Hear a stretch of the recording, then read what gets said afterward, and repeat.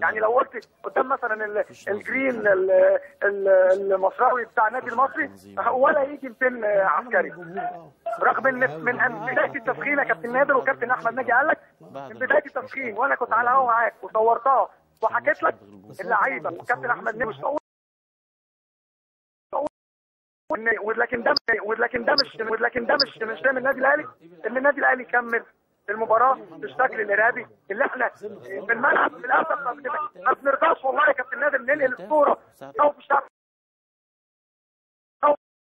الشعب المصري نفسنا ببركه امل او هتقطع من رامي المشهد يعني مش عارف.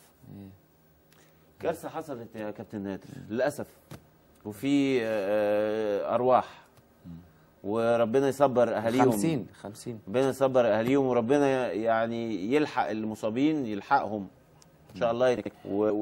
والمؤشر